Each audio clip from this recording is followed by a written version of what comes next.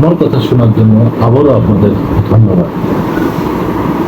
আমি প্রিন্স নতুন একটা খবর নিয়ে আপনাদের সামনে হাজির। এই লেটেস্ট খবরটা বিগত সরকারের সাবেক আইনমন্ত্রী আনিসুল হক এবং প্রভাবশালী বেসরকারি শিল্প বাণিজ্য উপদেষ্টা প্রধানমন্ত্রীর সালমান এফ রহমান, আলোচিত সমালোচিত এই ব্যক্তি গ্রেপ্তার। দুইজন একসাথেই গ্রেপ্তার হয়েছে কিনা এখনো গণমাধ্যমে দেখতে পাচ্ছি না, তবে দুইজনই গ্রেপ্তার হয়েছে। রাজধানীর সদরঘাট এলাকা থেকে গ্রেপ্তার করা হয়েছে এবং পুলিশ বলছে তারা নৌপথে পালিয়ে যাচ্ছিলেন।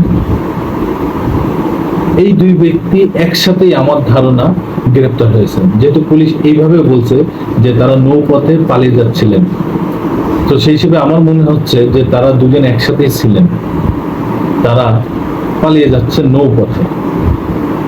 আইনমন্ত্রী এবং এই উপদেষ্টা, প্রধানমন্ত্রীর শিল্প বিষয়ক উপদেষ্টা এত প্রভাবশালী ছিলেন বাংলাদেশের যে তাদের ধরারে সরাজ্ঞান মনে করতেন, তাদের পা মাটিতে পড়তেন।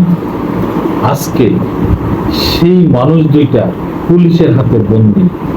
কেন রে ভাই বন্দী? কি এমন জীবন গঠন করেছে যে পুলিশের হাতে বন্দী, পালাই থাকা লাগতেছে, পালাই চলে যাওয়া লাগতেছে এই দেশ ছেড়ে?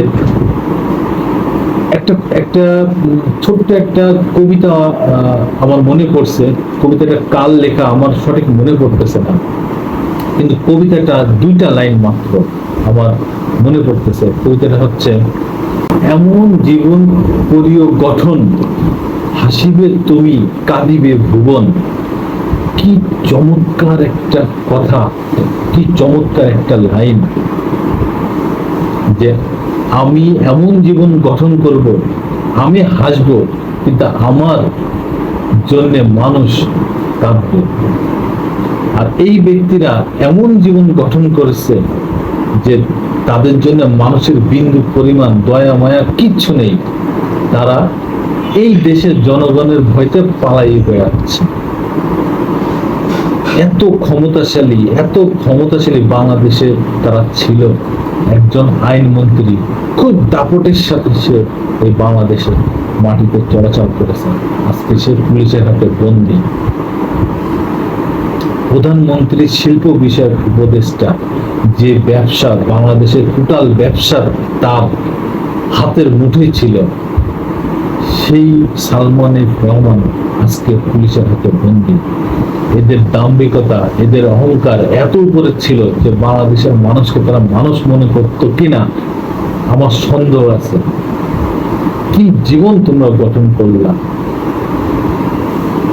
নিউ মার্কেট থানার একটা মামলায় তাদের দুজনকে গ্রেফতার করা হয়েছে। কি জীবন গঠন করলা রে ভাই?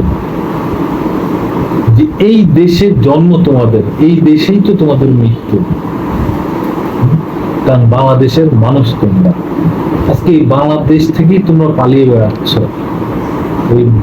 কি জীবন গঠন করলাম? সবার কাছে অনুরোধ, কেউ দুর্নীতি করবেন না, দুর্নীতি সহযোগিতা করবেন না। সবাই সৎভাবে জীবনযাপন করুন, সৎভাবে বাঁচার চেষ্টা করুন, এমন জীবন গঠন করুন সবাই আপনাকে ভালোবাসবে, সবাই আপনাকে দেখে উৎসাহ জাগবে তাদের মনে যে আমি ওই ব্যক্তির মতো জীবন গঠন করব, যে ব্যক্তিকে দেখে মানুষ ভালো হয়ে চলবে, উৎসাহ উদ্দীপনার সাথে তার জীবন গঠন করবে। আর এরা কোন মানুষ যে এদের জীবন দেখলে মানুষ আরো রাগান্বিত হয়? এ কোন জীবন তারা গঠন করেছে? ধন্যবাদ। আমি প্রিন্স আবার আসবো আপনাদের সামনে নতুন কোনো ভিডিও নিয়ে।